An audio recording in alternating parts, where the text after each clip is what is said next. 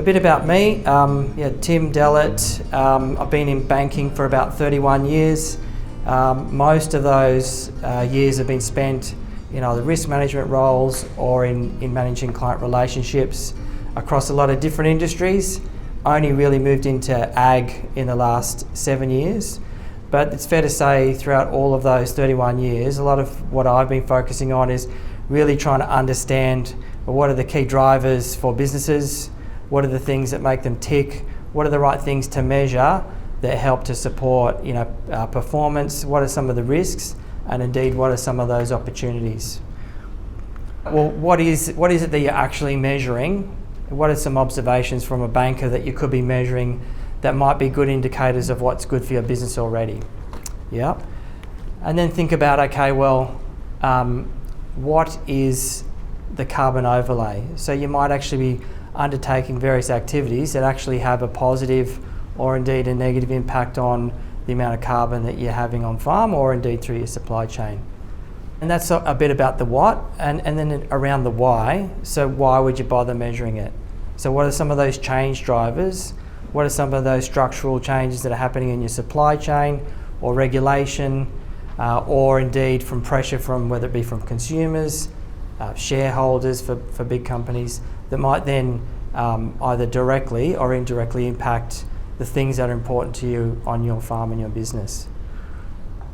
What I will do is I'll go through the scope 1, 2 and 3 again. Every time I think about I should take this slide out, I think it's always just important to reinforce it because you have to think about scope 1, 2 and 3 as you're standing in your shoes as producers, but also think about, well, what does scope 3 mean if you're talking about those large off-takers at the other end of your supply chain? Because their scope 3 is essentially your scope 1. So if they're going to be making decisions around reducing their scope 3, then perhaps that might inform their trading decisions in the future. And then indeed, what are those changes that the supply chain are actually making, talking about the voluntary commitments, talking about, well, what are they exposed to, which is now more recently emerging around mandatory reporting, which means they've got to carry risk on their balance sheet that they didn't used to with regards to climate change or nature. So this is just a banker's sort of grab bag of some metrics that you might already be thinking about, and you can insert whatever metrics that are relevant to your particular commodity sector or how you farm. But if you think about it, production metrics, hopefully there's nothing too controversial here in terms of it could be live weight gain, it could be, yield per hectare, financial metrics, something close to bankers' hearts. Resource use, things like water use efficiency, just general things that you might think about. Okay, well, some of these things might be an indicator. Okay, well, how well am I going? How efficient am I as an operator? And then obviously, and then what does that inform in terms of your trade terms? Are you able to produce and get the price you want? For some, is there actually a premium? Now, if we think about those sort of 4 key themes, now let's just think about, well, what could be the carbon overlay for that? So, and if we're looking at production, for example, and we've heard about emissions in terms of total emissions, but also think about emissions on the basis of emissions intensity, right? And so, take a beef producer, and we've got we'll have a really good example of a talk just after this one around things that producers can be doing around getting their cattle to live weight gain quicker. And so what's the impact of that? Well, it means that their methane, their emissions intensity is actually coming down. They could be growing their herd, their total emissions could be going up, but if they're actually being more efficient and they're getting their cattle to market quicker because they're eating healthier pastures or whatever their strategy is, that's actually bringing down their emissions intensity. And so for producers, they might be thinking, well, my primary goal here is to be more efficient, to be a more efficient operator, but actually their actions also have a really good emissions intensity story. And you can use that same sort of narrative, whether you're a cropper or whatever it is, but things that you're doing just as farming best practice, also can have really good sustainability stories and really good emission stories. In terms of the financial metrics, well then, what is that cost for undertaking that activity? And part of the ways that those costs can be defrayed is, for some, they're looking at participating in ACCU schemes, and so that's could be either to drive down emissions, or it could be actually to sequester carbon from the atmosphere across their property through an ACCU scheme, whether it's a environmental plantings project or a soil carbon project, and we're going to hear from a carbon project developer this afternoon.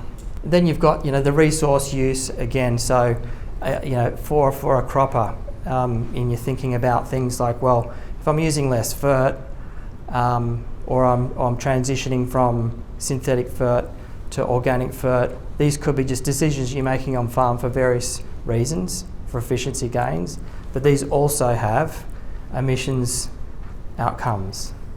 And what I'll do again is then thinking about the trade terms, and we'll dive into the scope 1, 2 and 3, is to think about, well, what are those things that are important for off-takers, for those large companies in your supply chain, where they're in the future going to make decisions around how can we actually reduce our scope 3. So what producers have got a lower carbon footprint that might help them reduce their scope 3. And why is that important for those large emitters? Well, there's a number of reasons.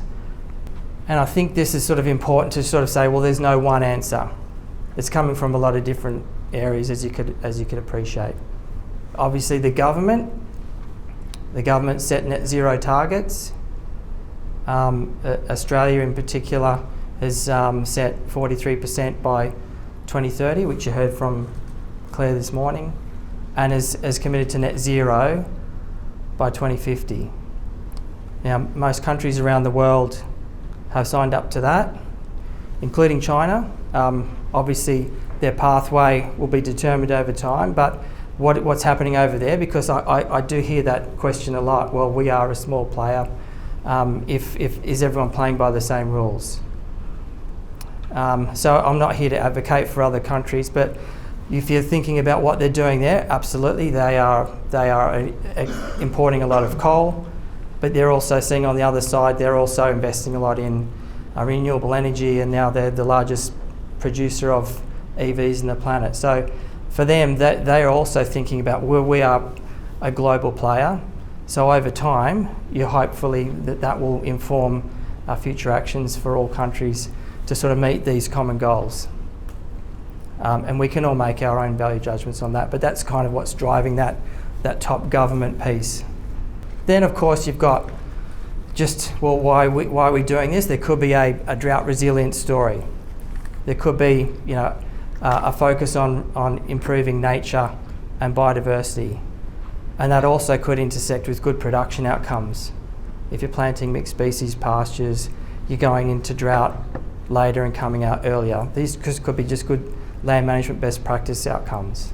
The supply chain, and I'll sort of dive into that a little bit more, around their voluntary targets, around what's now emerging mandatory reporting targets, which I think is going to be driving a lot more behaviour in the future. And then you've got the dear old bankers on the other side. We're also signed up to net zero. So our role, our scope 3, is essentially, what you do on your farm. So the more we can do to support transition, then that means that will help reduce that. Now, for me, sustainable business doesn't mean stop business. We're all here because we want to feed the world. We want to produce food and fibre for the world, and that's got to increase. So it's really around how can we support that transition through using finance, through using knowledge, information, insights. Not me as a banker, unlike LLS or DPI, we can't give specific advice. And I've got a couple of my colleagues here before, so you're my witnesses. I didn't give anyone any advice today. It's being recorded, no advice. But what we can do is give as much information and insights and observations. At Rabobank, we obviously support producers, but we also lend to the other end of the supply chain. So we also have, Coles, Woolies, Nutrien, all those big players that you'd expect. We bank the entire supply chain. So then we do have a different kind of observations that we can make around what we're seeing. So the market and regulatory forces are really sort of hitting those larger corporates first, but it's kind of either directly or indirectly going to be bearing down across the entire supply chain. So what are they? So a whole heap of acronyms, and acronyms are very dear to bankers' hearts, but I think it's the same for a lot of industries. We love acronyms. SBTI flag, Science-Based Targets Initiative. Flag means forestry, land and agriculture. So what that is a bunch of a peer-reviewed science, the best available science at the moment, which sort of provides pathways for every industry sector to get to net zero by 2050. And so initially it says for the ag sector, it means reductions of 10% between 2020 and 2030. What it doesn't mean is zero emissions by 2050. I think that's really important because you hear a lot of potentially interchangeable terms. Net zero, carbon neutral, zero emissions are all very different. As you can see there, it's 72% emissions reductions. So obviously you're still going to have emissions from agriculture. It's just impossible to have zero emissions. Cows are still going to burp regardless. But the science says, well, there will be pathways as technology and science improves to drive down emissions over time. But if anyone tells you they know exactly how we're going to get there, they're probably trying to sell you something. But there are absolutely strategies that can be implemented. And you're going to hear some really good stories of how those strategies are playing out today. Net Zero Banking Alliance, 144 banks around the globe, all the Australian domestic banks, us included, we're also signed up to net zero because we understand for transition to happen, then we have to make sure that there is that capital flow to support that transition. We want to still keep our jobs, right? So at Rabo, all we do is food and ag, and so if we're not supporting the transition, we're kind of not supporting ourselves either, right? So we're all in this together. Science-based targets for nature, that's a different body, which is really focusing on nature. Not seeing that adopted very much at the moment. And then you will have heard, or you might have heard of ESG, environment, social and governance. And they're sort of voluntary targets that a lot of companies are setting to be able to articulate and tell their story around what are they doing that focuses on environment, social impacts, and what's the governance around how they're actually carrying all this out. The regulation, as I mentioned, the Paris-aligned net zero targets, and that's to try and support or limit global warming to 1.5 degrees by 2050. Methane pledge, what that doesn't mean is a reduction in herd size or a tax on livestock emissions. It's a pledge, so I've not really heard much about how that's actually playing out. It's more just a pledge. Montreal, that's the global biodiversity framework, and that's kind of like net zero, the Paris, but for nature. What I'd be interested to really see is where the demand's going to come from a nature repair market. The focus clearly is on emissions, but the reality is as well there's no net zero without nature. So there might be opportunities in the future. Obviously you have your state-based offset schemes, which is driving some activity, but how the national scheme works will be interesting to watch.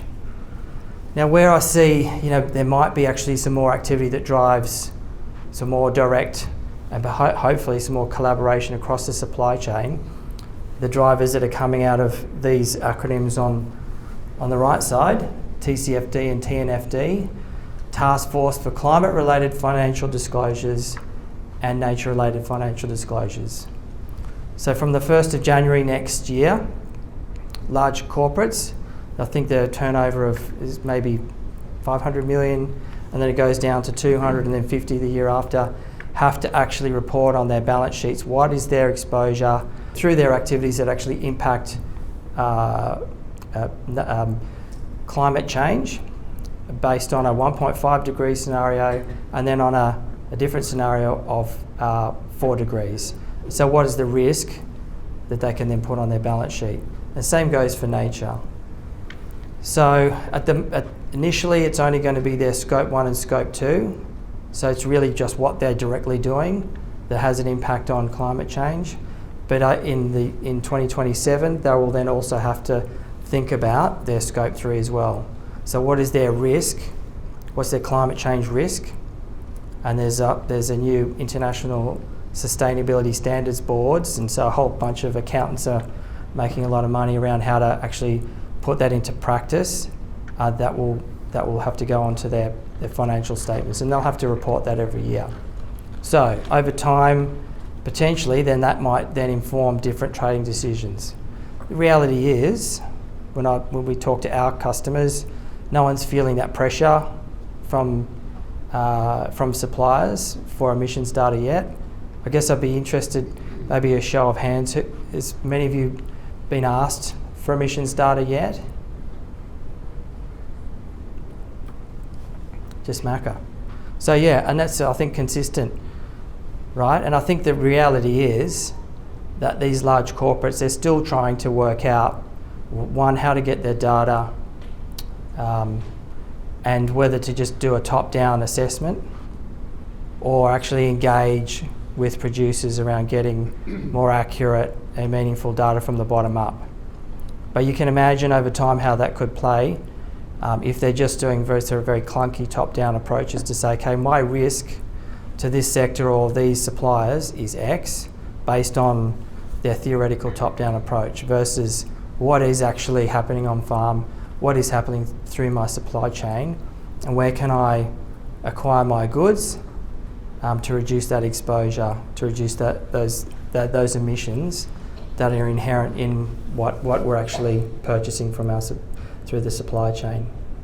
Now, when I say scope 1, 2 and 3, I think are just really important to sort of reinforce that again.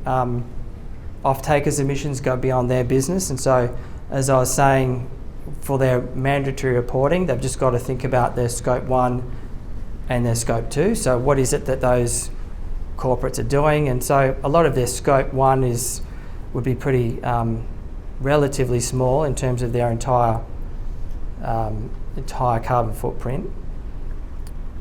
Purchased electricity, so yeah, for sure, they'll think about to what extent can they convert to renewable energy through what they purchase. But where the big exposure is really their scope 3, and it's really their upstream scope 3. So if you think about, say, a Coles and a Woolies, their scope 1 and scope 2 would be roughly 10%, and about 90% is a scope 3. So you can sort of see if they're going to have to start to have these exposures on their balance sheets, then this might inform different trading decisions in the future. But let's be real, it's not there yet. All of these off-takers are still trying to work this out. And my expectation is that they will actually just start with a top-down approach and get sort of data, portfolio data.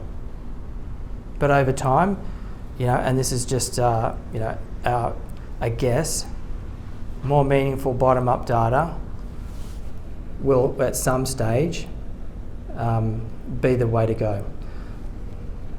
So then that kind of hopes to address some of that question, is measuring carbon good for your business. Well, the more information you have at your disposal means you can think about strategies in the future, but initially it's just about getting that information. In terms of measuring what matters for your business and potentially what might inform trading decisions in the future. Not now, but in the future.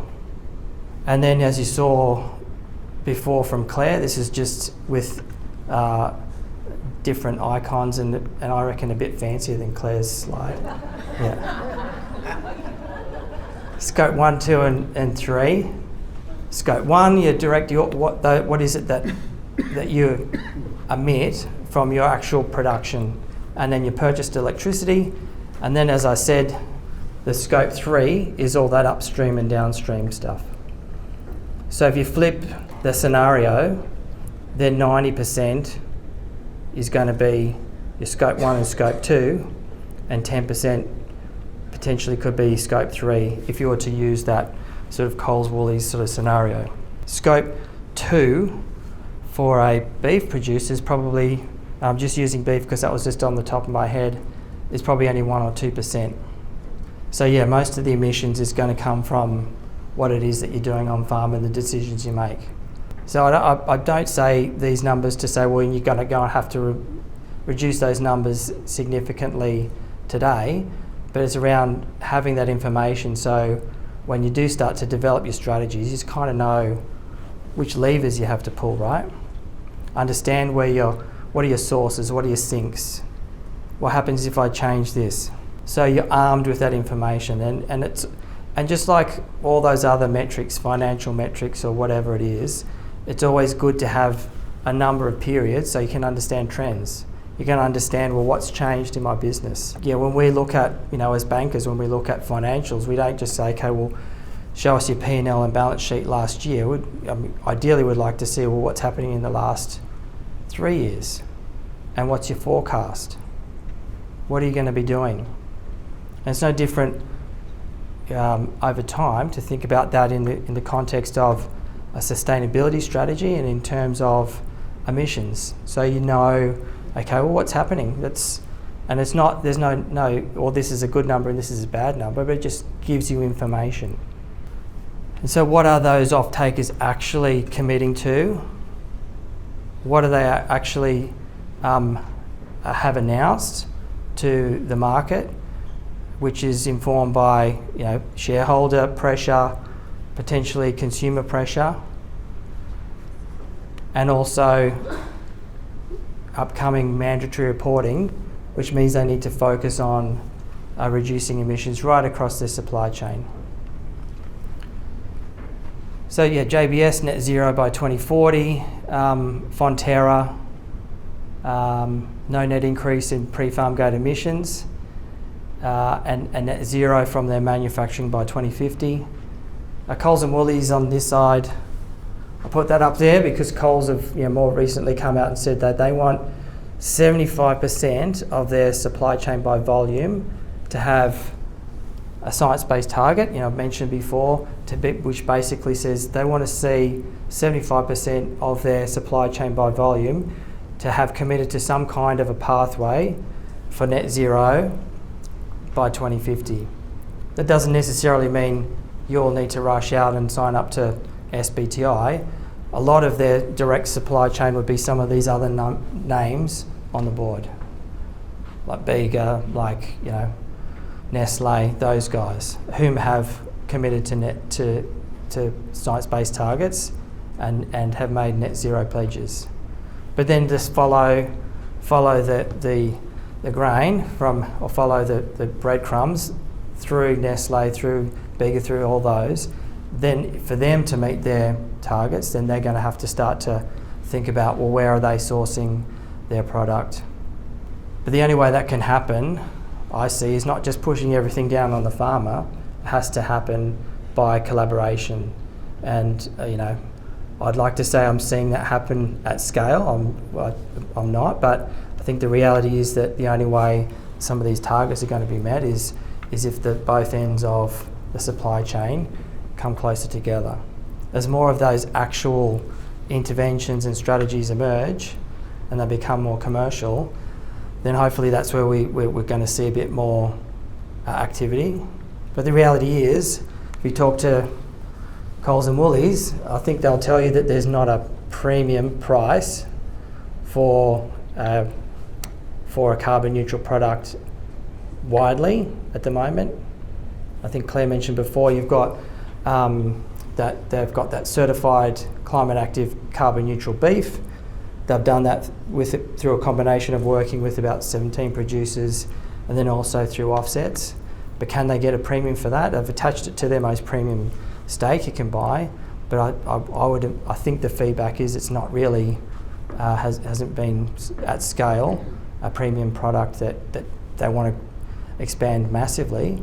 But what they do want to do is, and I'm not speaking for them, but also think about, they're looking at how they can drive down their emissions across everything that sits on their shelves. It doesn't necessarily mean carbon neutral, it just means lower emissions over time. And you can see the other names on there. Doesn't mean that they're actually putting that pressure on producers today. I've not seen much evidence of that, but hopefully this sort of helps to inform what might be coming down the pipe in the coming years. So that's why I think being armed with as much information for what you're doing on farm, what levers you have to pull, will help you to make decisions that are best for your business in the future. Thank you.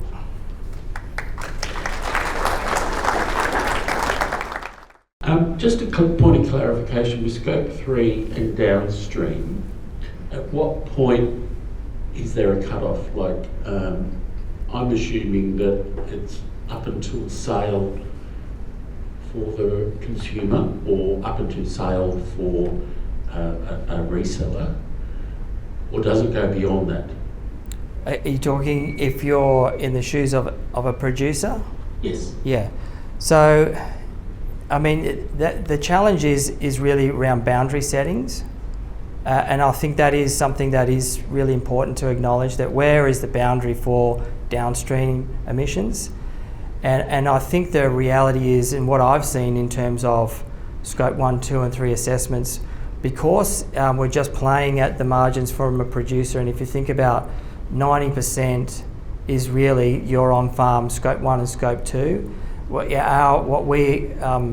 we talk to our customers, it's just focus on your own Scope 1 and Scope 2, the things that are in your sphere of influence. In terms of trying to make an assessment for downstream Scope 3, that is a bit of a futile exercise in terms of, well, how far, where do you set the boundary? Because all you're going to do is really play at, one of those a few percent of accuracy. So yeah, not advice, my information and insight that I would give to producers is just focus on your Scope 1 and Scope 2. They're the things that you can make a more meaningful assessment at the moment.